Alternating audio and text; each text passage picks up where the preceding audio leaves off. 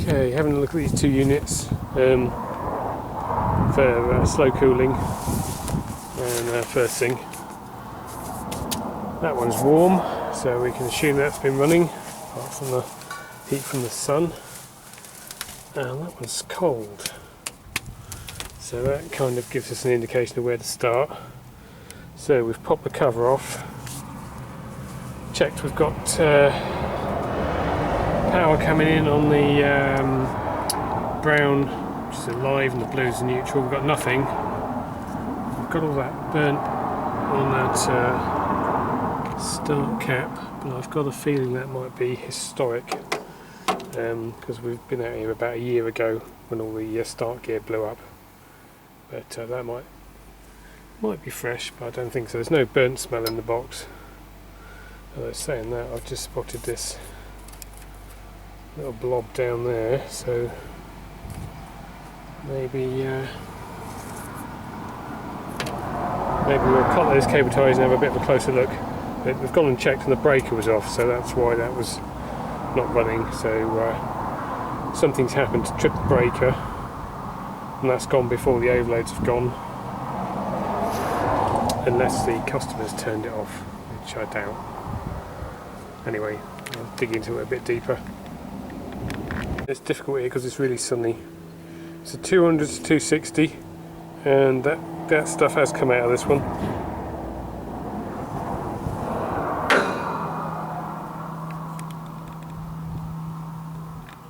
So let's see what we've got in the van.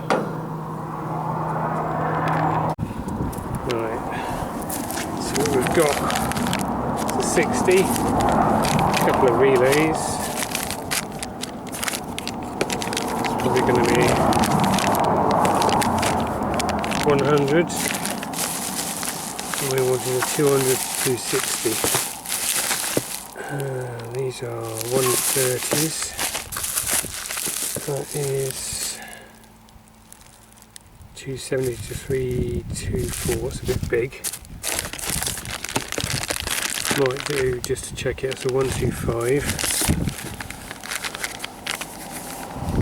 That's another 125. So those go give us 250. That one is a 120. Is that 200? It's a 200 plus 10%, so 200 to 220. What have we got here? That's an 80.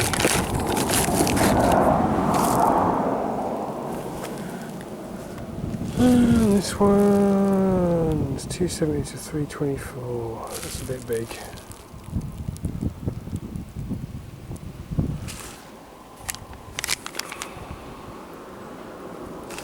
Let's have a look. So I've got another box somewhere. Okay, I've got that one around the live wire where it's a loop wire on the contactor.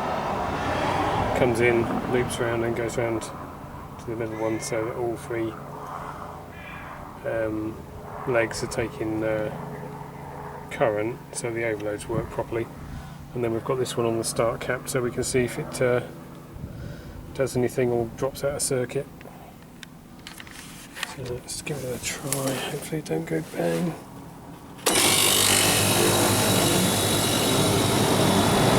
24 amp, and it's dropped to nothing, so there we go.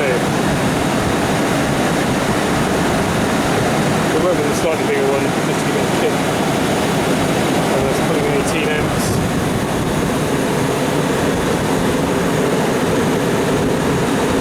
I'm sure the max run on this is not run for a while.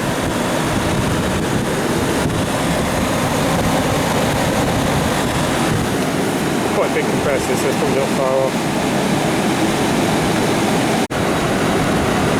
And then we've got 7 and 8 amps on the run cap, so we know that's doing something.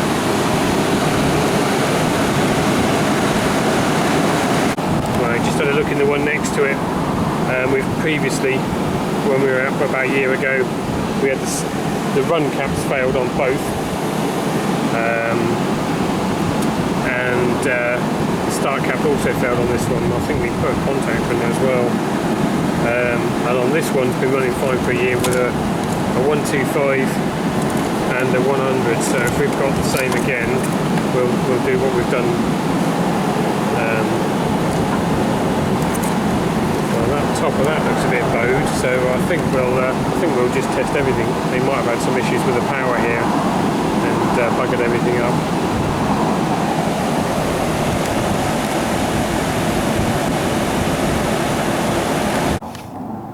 Okay, we've got a 100 and a 125.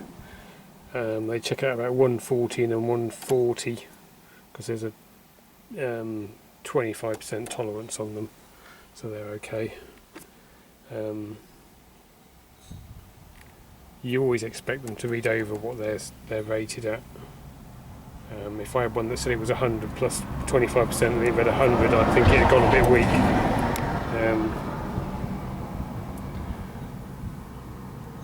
Right, so anyway, they're back in. Managed to use a little cable tie and the little clips that were already in there just to stop them moving about. So let's see what it does.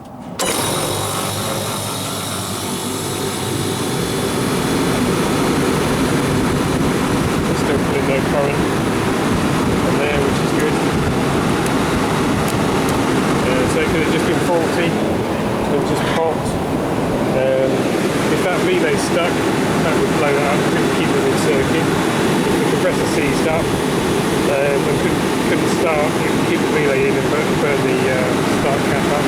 If they had low voltage, there might not be enough voltage even though it was running, if it started, but if it was running, you can have, when the voltage is so low, it still doesn't switch these out of circuit. And then, if you look, that's a 70, and that's a 125. The only way they can get that much capacitance in such a small space is it can't dissipate the heat. So that's why they blow up. They're only meant to be in circuit for half a second or so. Then they've got to cool down before they're used again. So even if this was starting and stopping rapidly, they could overheat. So we'll probably check the pressure switch up there, pump it down and see, make sure it all works. You know, it's not getting down to 30 psi and then tripping off and coming back on at 31, you know, that sort of thing. I think it might just be that capacitor blew up for whatever reason, 2008. So I don't think this has been in here that long, but maybe it's been on the shelf somewhere. It might have been second hand when it went in. Got the date on here, usually. 2015, so yeah, that's probably old stock, if that's the manufacturing date.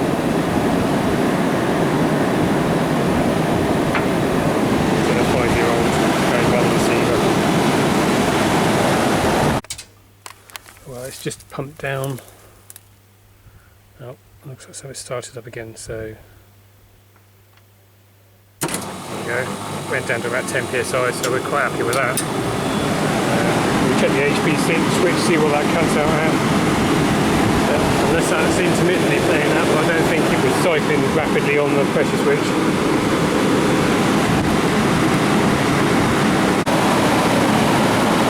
Right, we've shut the receiver valve, wound that all the way in, should be pumping down now.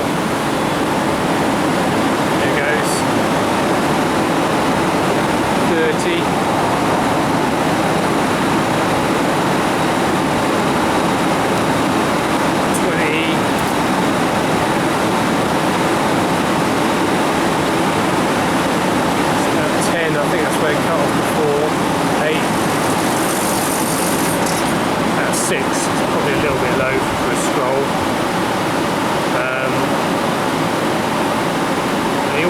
A little bit where the thing spins backwards. I'm not sure with these whether they've got a check valve built into them or whether it's an external one. They're Panasonic scrolls. I'm not really that I think that's a check valve over there in the discharge line, so I think that's an external check valve.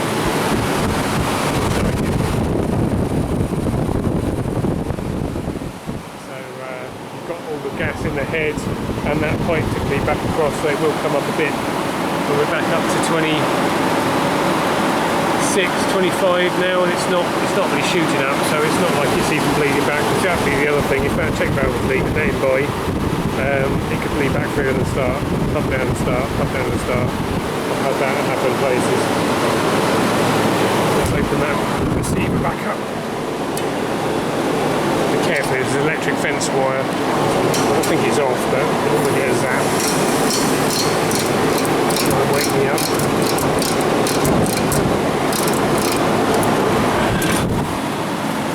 Just come back in, must be about 40 I think.